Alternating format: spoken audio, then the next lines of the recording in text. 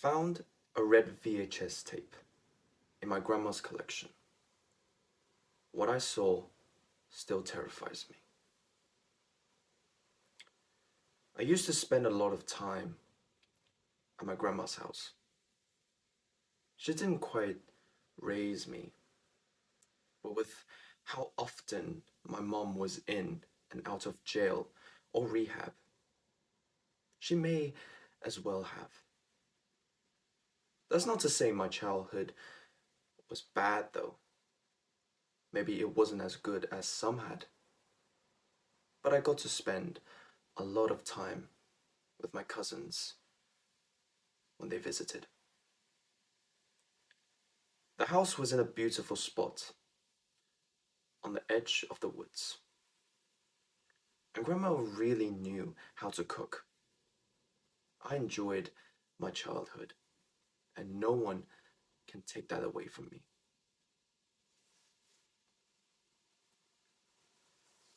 In fact, I really only had one truly bad experience in the years I spent at my grandma's house. The days started out better than most. It was in the early summer, so I was out of school, and the days hadn't gotten unbearably hot yet. My two cousins, Thomas and Isabel, had spent the previous night at Grandma's with me. We woke up all strung out on the couch in the family room because we'd stayed up the night before watching a bunch of old movies.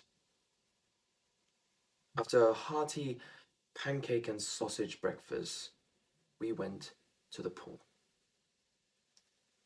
And then back to the house to play near the woods.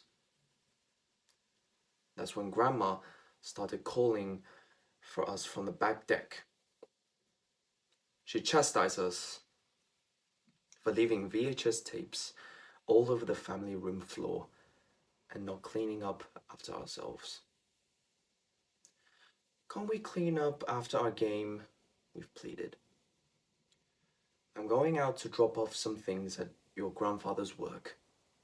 Then I'm going to the store for supper ingredients. If I get back and that room isn't clean, we know, Grandma, we called back. She clicked her tongue at us but smiled and walked to the car.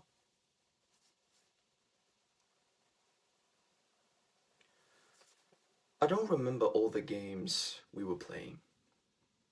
Only that my younger cousin Isabel stopped wanting to participate because we were spending too much time in the woods. They weren't scary or anything. The coniferous forest was always magical to me. In the autumn, the woods were filled with pine cones and acorns for me to collect.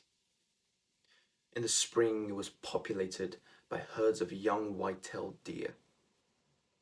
And especially in the winter, the snow coverage made my grandma's backyard look like the cover of a Christmas CD. Isabel loved the woods as much as Thomas and I did. But for some reason, today she kept her distance. Regardless of her hesitation, we would have headed in anyway, because soon dark grey clouds began to roll in from the hills.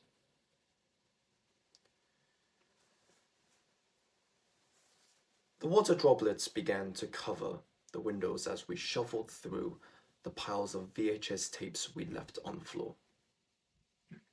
We hadn't watched most of them the night before. But like young kids do, we'd taken a bunch out and left them scattered looking for ones we could agree on. Isabel was only 5 and couldn't really read yet, so it was up to Thomas and I to match most of the tapes to their proper cases.